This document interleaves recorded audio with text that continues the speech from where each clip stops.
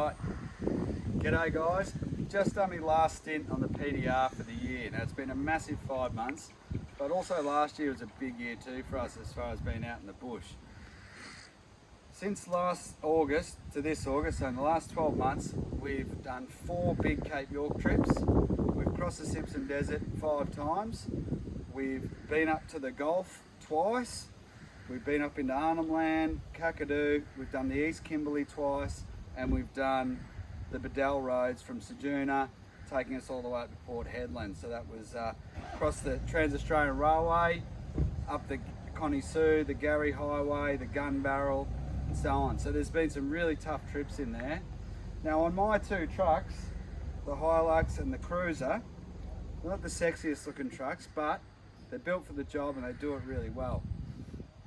I've had the opportunity to test a number of shocks, and I can tell you from experience that shock absorbers make all the difference when you travel on these outback roads, and there's a lot to choose from. Now, I haven't tested them all, but I've tested quite a few.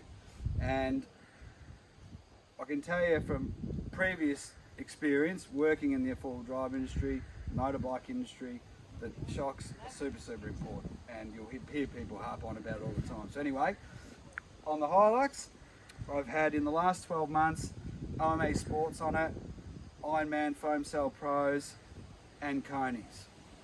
On the Cruiser, we've had OME Sports, Terrain Tamer Pros, and Konis.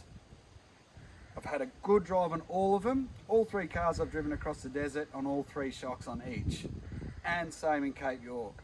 I've also had the opportunity to drive 200 with Konis, a 200 with BP 51s, a 76 with Konis, a 79 with BP 51s.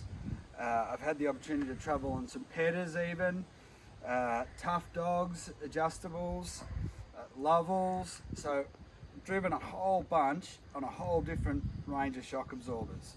Now some of them are remote res and adjustable, some of them are fit and forget, some of them are adjustable and forget. Now first of all, on the adjustable thing, it's my experience now, and I'm a firm believer only because I've seen it, most people that put adjustable shocks on never ever adjust them. And they should. If you've got them, have a play with them, because nearly every single client we've had with adjustable shocks never adjusted them themselves and just left them as they were fitted by the installer. And that is not always going to be the right setting. You must have a play with those adjustments to dial in your car and get it right. But in my opinion, adjustable shocks, unless you're going to play with them, adjust them yourself, I don't know, like whatever, it's not a big deal, because you just set and forget them anyway. And also some of them are hard to get to. It's hard to get to them to adjust them on the fly. So they're not the be all and end all, although it is nice. It is nice to have that adjustment from time to time, but for most people, it means not much. Remote reservoir shocks are a big thing now. I also had the chance to dial in King, what are they? The King off-road racing shocks, the top of the line one from them, on a Chop 200 recently. We were able to dial that in. He'd never adjusted them, and the car was wishy-washy and stuff, but we dialed it in, and great. Now, remote reservoir shocks, just because you have a remote res doesn't mean it's a great shock. What makes a great shock is the valving, and it's all about valving, whether it's on a motorbike, a MotoGP, or an off-road dirt bike. The valving in the shocks and the forks or whatever is what makes it good, not the remote reservoir. Now, how a shock handles heat is where the remote reservoir comes in. Interestingly enough, I've heat gunned dozens and dozens of shocks and cars this year, and the remote res and the just the mono tube or whatever, the single shock absorbers, we're all running about the same temps, and we never got any of them up over 55, except for the Petters. We zapped them once and they were like 90.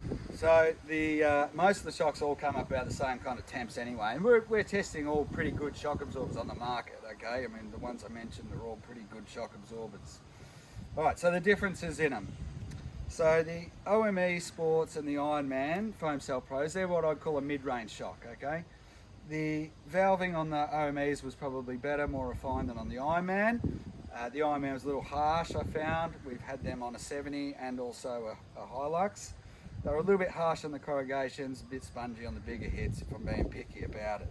But certainly not as nice and plush a ride as the OME Sports. Both of them, however, do fade over time in hard conditions like in the desert or very long corrugations. When we go up into the more upper market, we're talking about the OME BP51s, we're talking about the King off-road racing shocks, they're both remote res. The Terrain Tamer Pros, they're remote res and adjustable as well, all three of them are. And we're going into the Konis as well, which are not a remote res shock. The OME BP51s, they're adjustable in compression and rebound. The King off-road racing shocks, they're adjustable in compression. The Terrain Tamer Pros, they're also adjustable in compression. And, the Konis are adjustable in rebound, so they're all a bit different. Some are both, some are one, some are the other, whatever.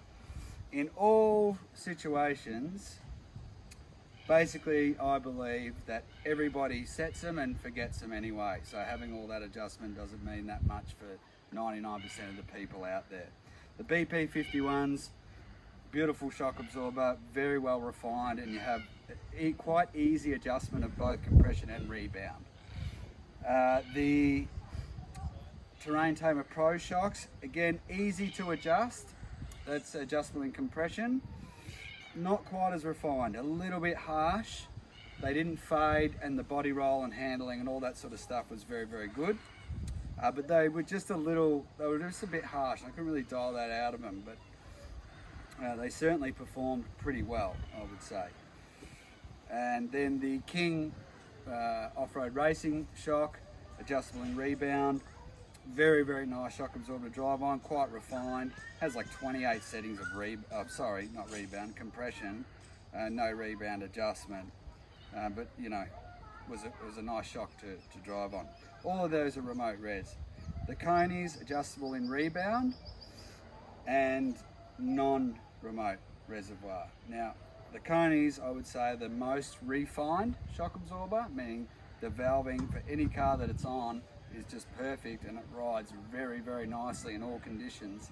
And although it is adjustable in rebound, you really don't need to do it. You put it in, you forget it. Now, maybe in a couple of years' time, when the shocks get a bit tired, you can dial them up a little bit on the rebound to catch the car and make the ride nice again. And that's actually sort of what it was for. But if you're really heavy like we are, you can crank the rebound up a little bit and then put them in and forget them. So out of all the shocks on there, and some of them we paid for and put on and took off, some of them we tested, some other vehicles we got the opportunity to drive.